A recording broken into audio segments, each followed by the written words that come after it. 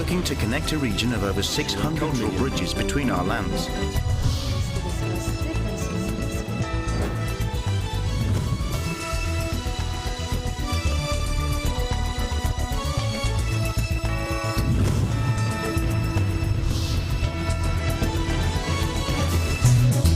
Hello, welcome to ASEAN in Focus. I am Faye Barta from your EBC Thailand Bureau. Hi, I'm Eliana Sebastian from EBC Vietnam Bureau, bringing you the news in the dynamic ASEAN region. And on tonight's headlines. As we endeavor to help strengthen the relationship of member countries of the Association of Southeast Asian Nations, or ASEAN, Vice President and Department of Education, or DepEd Secretary Sara Duterte pushed for the offering of ASEAN languages in schools and universities in the region. The Philippines has scrapped an order for 16 Russian military helicopters. An official confirmed this on Wednesday. Following reports, former President Duterte decided to cancel it due to U.S. sanctions on Moscow. The WHO said for the first time in months, Vietnam is among the top 4 countries with the highest number of recorded COVID-19 cases in a week. The ILO's major... The number of young people globally who can't find work this year is set to reach 73 million, and that's a full 6 million more than before COVID-19.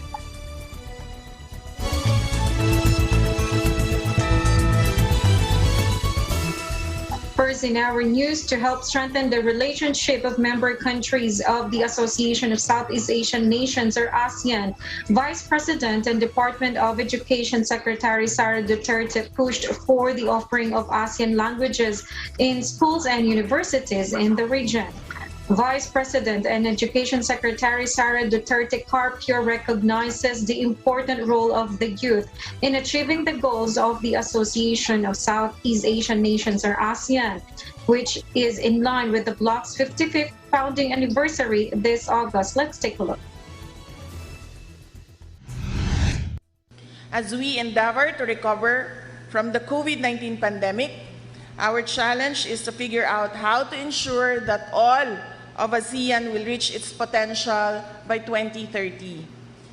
Your Excellencies, I believe that we should focus on the ASEAN youth.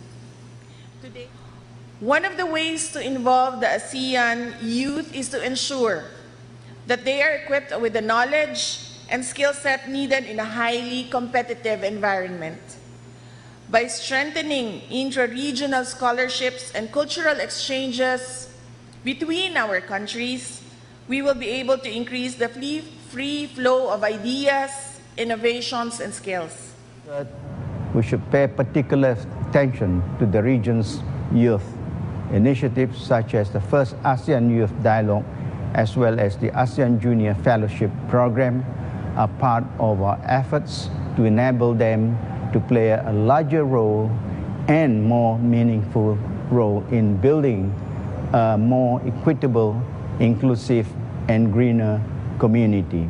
We need to re-strategize the way we live based on environmental principles, sustainability, and resilience by mainstreaming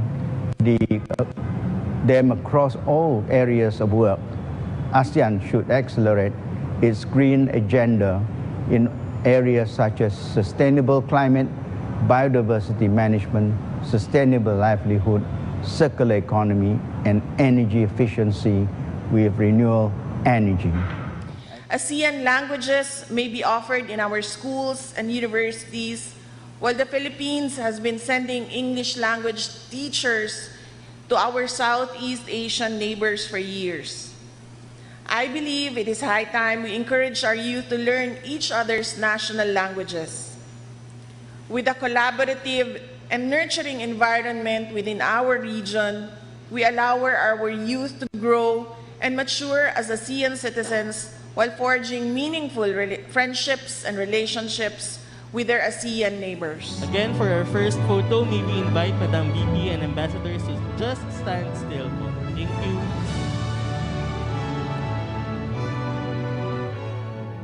And Vice President Duterte noted that one of the ways to involve the youth or ASEAN youth is to ensure that they are equipped with the knowledge and skill set needed in a highly competitive environment. And she also said by strengthening intra-regional scholarships and cultural exchanges between our countries, we will be able to increase the free flow of ideas, innovations, and even skills. The Vice President also stressed that while the 10-member ASEAN may be different in more ways than one, diversity remains the region's strength.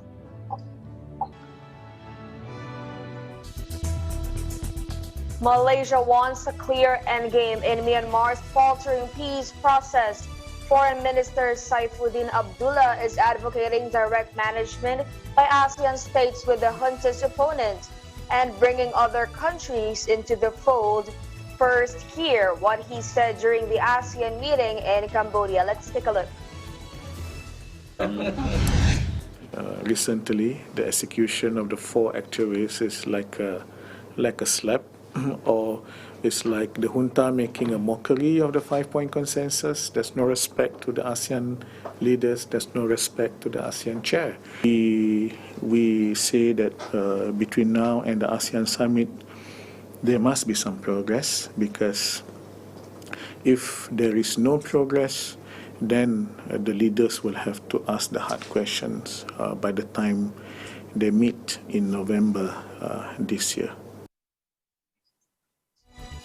Meanwhile, during a visit to Thailand, Saifuddin said that it was of the utmost importance that ASEAN members morally support Myanmar's people and engage with opposition groups formed after the coup, including a shadow government outlawed by the junta. Myanmar has been trapped in a spiral of violence since the military seized power last year and ended a decade of tentative democracy. It triggered a backlash of protests, strikes, and armed resistance that the generals have met with deadly force. ASEAN countries have a code of non-interference in each member state's affairs. However, they are losing patience with the junta over its failure to follow a plan that includes multi-party dialogue, humanitarian aid access, and a cessation of hostilities. And going back to the Philippines, a high volcanic sulfur dioxide emission reaching 13,572 tons was observed over the Taal volcano on a Thursday. The Philippine Institute of Volcanology and Seismology, or PHIVOLCS, reported this today. And this has produced significant volcanic smog or VOG over the Taal caldera. And the volcanic gas is expected to drift east to northern or northeast of the Taal volcano island. In an advisory today, PHIVOLCS said VOG was observed to thicken between 9 a.m. and 2 p.m. Thursday. Sulfurous stench was reported by residents of Banyaga, Agoncillo, Poblacion 5, Buso, and Gulod in Laurel, and Poblacion 1 in Talisay, Batangas. Since the beginning of August 2022, there has been an increase in degassing activity in the form of visible upwelling of volcanic fluids in the main crater lake and emission of voluminous stream-rich plumes that last night rose 2,800 meters above TVI, the advisory read. VOG consists of fine droplets containing volcanic gas, which is acidic and can cause irritation of the eyes, throat, and even respiratory tract in severities, depending on the gas concentrations and durations of exposure. People who may be particularly sensitive to VOG are those with asthma, lung disease, and heart disease, and even the elderly, pregnant women, and children. PHIVOLCS advised communities that may be affected by VOG to avoid outdoor activities to limit their exposure, as well as to keep their doors and windows closed. It also urged residents to wear a mask, ideally and N95 and to drink plenty of water to reduce throat irritation. Meanwhile, for the past 24 hours, 5 shallow volcanic tremors, 3 to 8 minutes in duration, were recorded. These tremors signify fluid or gas movement. Taal volcano is still under alert level 1. It means low-level unrest, which means sudden steam-driven or phreatic explosions, volcanic earthquakes, minor ash fall, and expulsions of volcanic gas could threaten areas within Taal's permanent danger zone. The Philippines has scrapped an order for 16 Russian military helicopters, an official confirmed Wednesday following reports former President Rodrigo Duterte decided to cancel it due to U.S. sanctions on Moscow. Manila, a longtime Washington ally, agreed in November to pay 12.7 billion pesos or $228 million for the Mi-17 helicopters as it seeks to modernize its military hardware. The United States and its allies imposed wide-ranging sanctions on Moscow in the wake of its assault on Ukraine in February. They are aimed at cutting off Russia from the global financial system and choking off funds available to Moscow to finance the war. The Philippine Defense Department was formalizing the termination of the contract Wednesday. Spokesman Arsenio Andolong said changes in priorities necessitated by global political developments resulted in the cancellation of the project by the previous administration. Delphine Lorenzana, who served as Defense Secretary under Duterte, said in March that the Philippines had paid a deposit for the transport helicopters before war erupted in Ukraine and the deal was on track.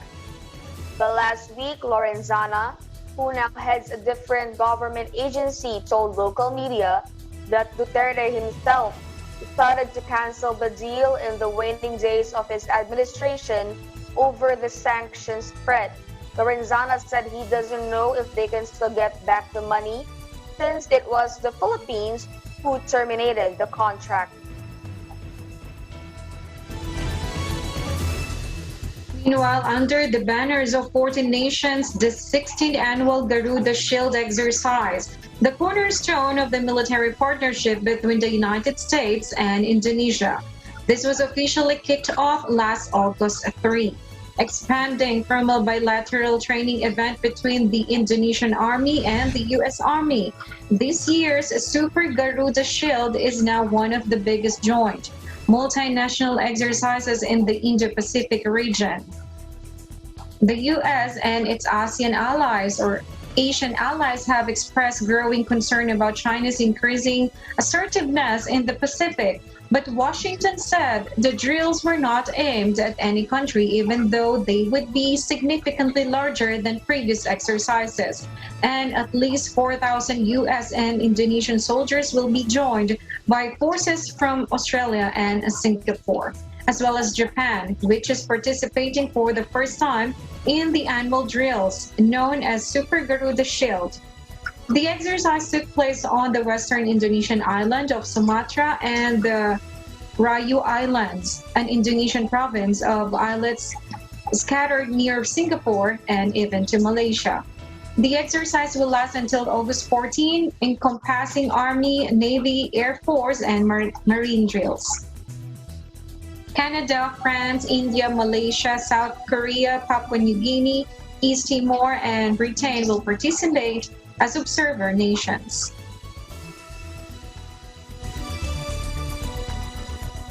And into another news, 2 Rohingya community leaders were shot dead in one of Bangladesh's refugee camps. This was said by the police on Wednesday, the latest in a string of killings in the settlements. Police spokesman Karman Hossain said at least 8 suspected Rohingya assailants shot Syed Hossain, 40 years old, and Abdul Talib, 35, at around midnight. Police have not named any suspects. Rohingya sources told AFP that the insurgent Arakan Rohingya Salvation Army, or ARSA, which operates both in Myanmar's western Rakhine state and in the Bangladesh camps, was behind the shootings. In the last 3 months, ARSA has been blamed for at least 5 killings, including 3 senior Rohingya leaders, 2 Rohingya sources said. And speaking on condition of anonymity due to fears for their security, Bangladesh has launched a crackdown on ARSA led by the elusive leader Atwala after prominent Rohingya community leader Mohib Ullah, who had been received at the White House, was shot dead in September last year. Police charged 29 Rohingya, including several ARSA creeds, for that murder. The sprawling camps house nearly 1 million Rohingya refugees that fled to Bangladesh after a military offensive in neighboring Myanmar 5 years ago.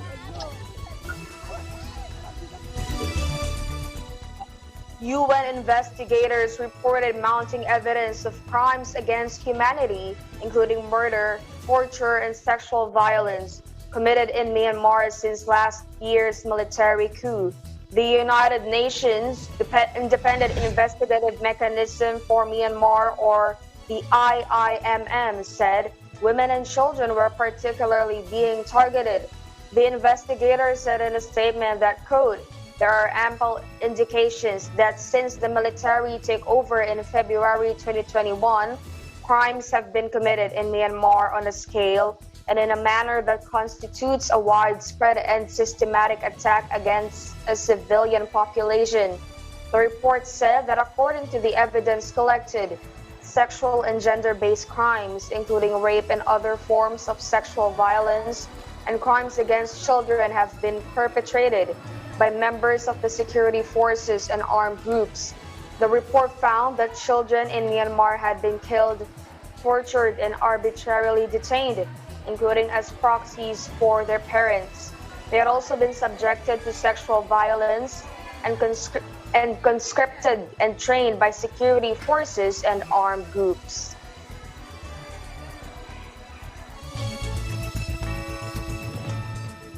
An Australian economist detained by Myanmar's junta has pleaded not guilty to breaching the colonial-era Official Secrets Act, a source close to the case said on Friday. Sean Turtle was working as an advisor to Myanmar's civilian leader Aung San Suu Kyi when he was detained shortly after the coup that ousted her government in February last year, on trial in a secretive junta court that journalists cannot access. He faces a maximum penalty of 14 years in prison if found guilty. The exact details of Turtle's alleged offense have not been made public, although state television has said he had access to secret state financial information and had tried to flee the country. Turtle and co-accused Suu Kyi had earlier appeared at weekly hearings in a special court in the sprawling, military-built capital. Turtle was in the middle of a phone interview with the BBC when he was detained after the coup. And the Association of Southeast Asian Nations, or ASEAN, called for peace and stability in the South China Sea as it pushes for the early conclusion of a code that would reduce tensions in the area. The 10 Southeast Asian foreign ministers made the call during the ASEAN Foreign Ministers meeting on August 3, the joint communique of which was released on Friday. The statement read, "We discussed the situation in the South China Sea, during which concerns were expressed by some ministers on the land reclamations, activities, serious incidents in the area, including the damage to the marine environment, which have eroded trust and confidence, increased tensions, and may undermine peace, security, and stability in the region.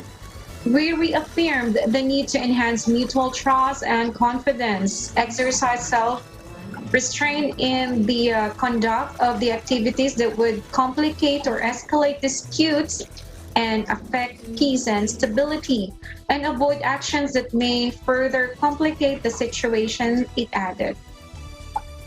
China and ASEAN are currently working to speed up the Code of Conduct in the South China Sea or COC negotiations conclusion. Last May 2022, the two parties resumed the physical textual negotiation of the single draft COC negotiating text during the 36th Joint Working Group on the implementation of the Declaration of the Conduct of Parties in the South China Sea, or the JWG-DOC in Siem Reap.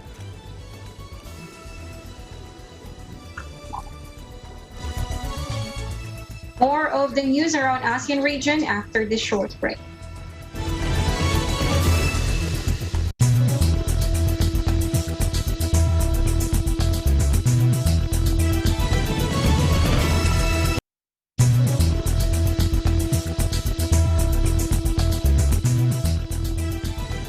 Welcome back. Meanwhile, Papua New Guinea's Prime Minister James Marape was sworn in for a second term Tuesday after an election hit by violence and alleged corruption that also ended a 5-year absence of women in parliament. He reiterated his pledge to make Papua New Guinea the richest Black Christian nation on earth. Let's take a look. My statement on 30th of May 2019, I said Papua New Guinea must be the richest Black Christian nation on earth. I said Papua New Guinea must become an economy that has peaked past 200 billion kina by the turn of this decade. I said Papua New Guinea must be a country that takes back more from our resources and plow back into our domestic economy and enable all parts of our country to benefit from whatever resource. By the leaders who were part of the 2019 movement to make a statement that it is about time this country gets back on the road that the fathers who went before us at 1968 and 1975 saw, and a road that leads to equal opportunity for all. Doesn't matter which part of our country you come from, highlands or lowland. James Marape, Olsen. Addressing concerns raised by Commonwealth election observer teams over bribery allegations and missing names from voter rolls, Marape also flagged a review of polling. We must reform our electoral processes. It is evident that maintaining the status quo on this is no longer an option. Among the newly elected members were Rufina Peter and Cassie Sawang, the first female candidates confirmed to have secured a seat in parliament. Their victories marked a return of women to national politics after not won seats in the previous election in 2017.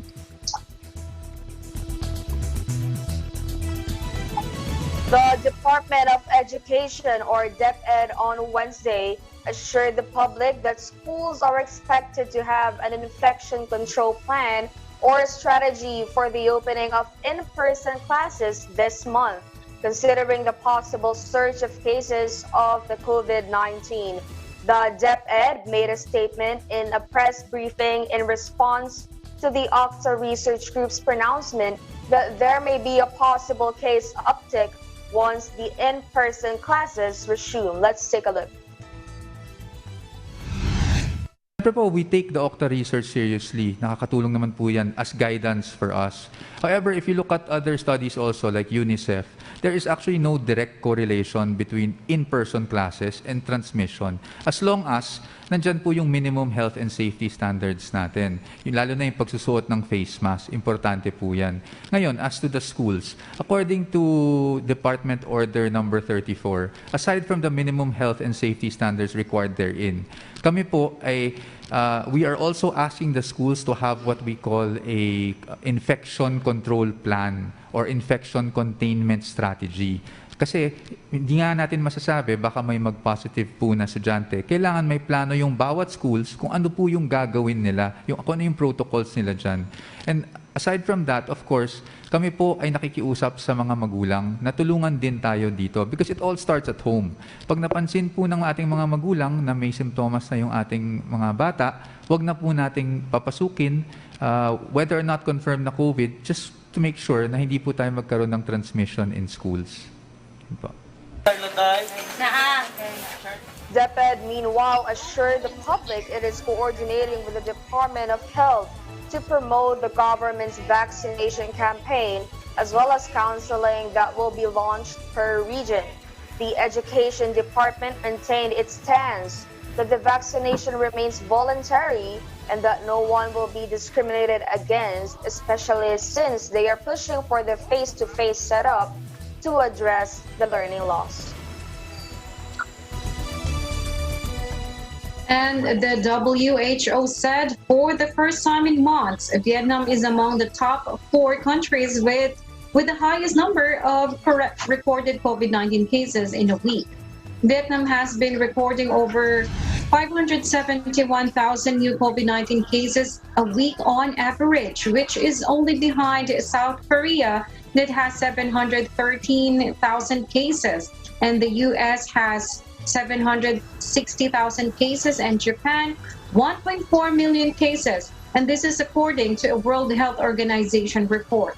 But the report did not mention Vietnam among countries with top COVID deaths. The WHO said the high numbers of recorded cases in Vietnam were partly because of extra data provided by certain localities, which were recorded since February. And Vietnam has recorded over 11.3 million COVID-19 cases so far, with over 43,000 deaths. The country has lifted all COVID restrictions and life has resumed almost to pre-pandemic normal. Dozens of people in China have fallen ill with a new virus that is also found in shoes, a report has said. But there is so far no evidence of human-to-human transmission. The infections were found in China's eastern Shandong and central Henan provinces, affecting 35 people, according to a report in the New England Journal of Medicine this month. The virus is called Langya henipavirus, or Live B, and patients reported symptoms that include fever, fatigue, cough, nausea, and headaches. Some people also developed blood cell abnormalities and impaired liver and kidney functions, the report said. Research findings suggested shrews may be a natural reservoir for the pathogen. Patients were mostly farmers, and cases were found with help from a detection system for people with acute fever and a history of animal exposure. Cases of Langya henipavirus have so far not been fatal or very serious. Lin Fa Wang of the Duke NUS Medical School in Singapore told Chinese state outlet Global Times. Further investigation is needed to better understand illnesses associated with the virus, according to the researchers in China, Singapore, and Australia who were involved in the paper. And in other news, the number of young people globally who can't find work this year is set to reach 73 million. And that's a full 6 million more than before COVID-19. This is according to the UN Labor Agency that was said on Thursday. And according to the International Labor Organization, or ILO, the pandemic has caused much higher unemployment losses for 15 to 24-year-olds in securing work than older workers, open quote. And here's Martha Newton, ILO Deputy Director General for Policy. Let's take a look. The ILO's major report, Global Employment Trends for Youth 2022, Investing in Transforming Futures for Young People, which we're launching today, examines the state of youth labor markets in the wake of the COVID-19 pandemic and assesses how investments in various areas, such as the green and blue economies, in the digital economy, the care sector, could promote and accelerate sorely needed recovery of youth labor markets. So the main findings of the report are that there are today 73 million unemployed youth around the globe, and that's too high. We had a slight increase from 2021 to 2022, but when you look at youth employment data in pre-pandemic levels, we're still 6 million jobs in the hole. So we really need to focus and think about what strategies we can implement for youth in order to capitalize on their full potential and ensure that they're able to help us with a human-centered recovery. So when we look at tackling youth unemployment, one of the biggest challenges is skills. We need to make sure that youth have the skills that they need for the jobs of tomorrow. We've seen with this acceleration of digitalization and other issues because of the COVID-19 pandemic, youth were some of the first to adjust and respond, but they also had an impact of crisis in that their education was disrupted.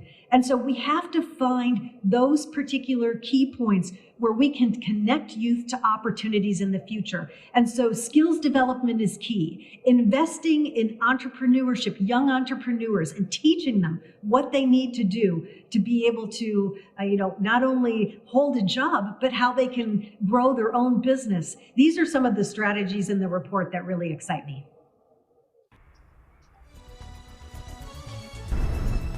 The report finds that undertaking the green, digital, and care measures together as part of a big investment push would raise global gross domestic product, or GDP, by 4.2% and create an additional 139 million jobs for workers of all ages worldwide, of which 32 million would be accounted by young people.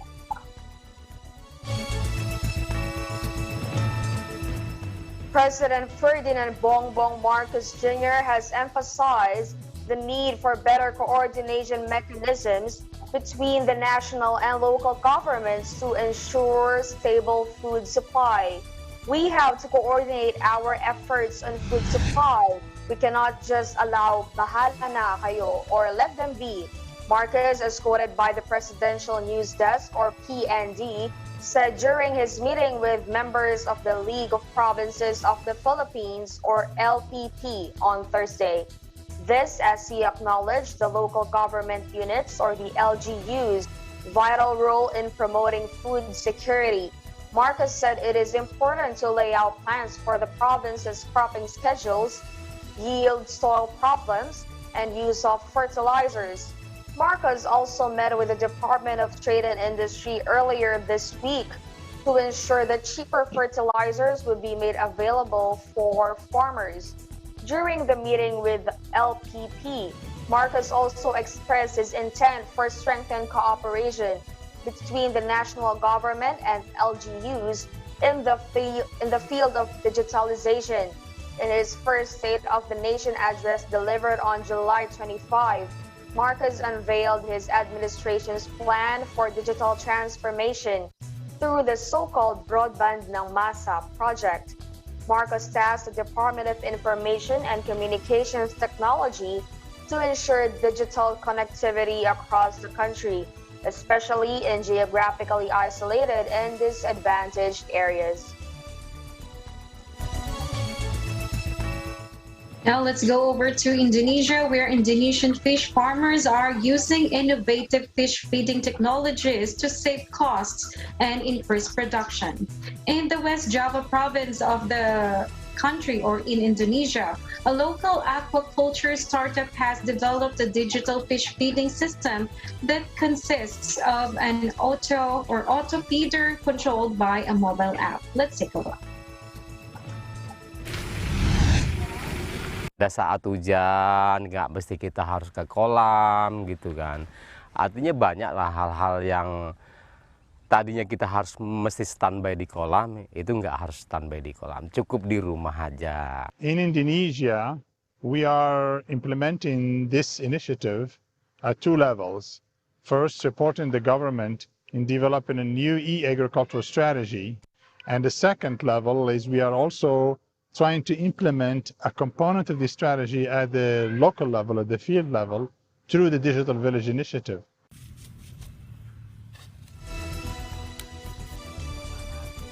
Mobile apps and digitalization have shown their potential in improving production, also in the agriculture sector.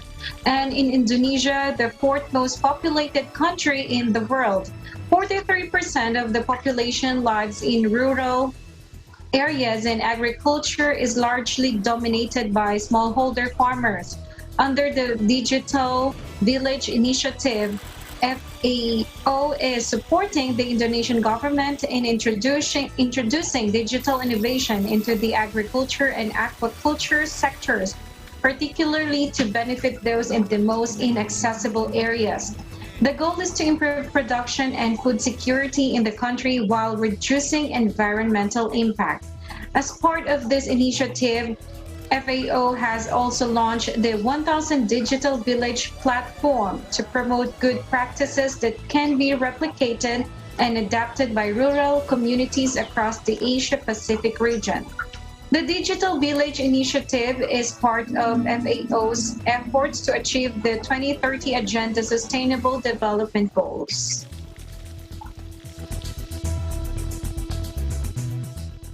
And almost 12 million pesos worth of cash incentives will be given out by the government through the Philippine Sports Commission, or PSC, and the Philippine Amusement and Gaming Cooperation, or PAGCOR, to the medalists of the 11 ASEAN Para Games held in Solo, Indonesia from July 30 to July 6 or August 6. 80 Filipino para-athletes from 9 sports, namely archery, athletics, badminton, basketball, chess, judo, powerlifting, swimming, and table tennis, were mission accomplished in APG, winning a total of 104 medals, 28 gold, 30 silver, and 46 bronzes, good for a 5th place finish overall in the 11-nation showpiece. It was the best performance recorded by the country since the 2009 games in Kuala Lumpur, Malaysia, with 24 gold, 24 silver, and 26 bronzes. Under Republic Act number 10699, or the Expanded National Athletes and Coaches Incentives and Benefits Act, gold, silver, and bronze medalists from the ASEAN Para Games are entitled to receive cash incentives worth 150,000 pesos, 75,000 pesos, and 30,000 pesos, respectively.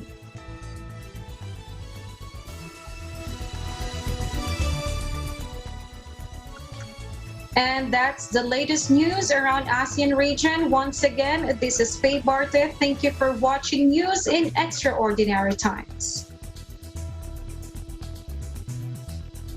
Thank you, and I'm Eliana Sebastian from EBC Vietnam Bureau, and we live in extraordinary times. Thank you for watching.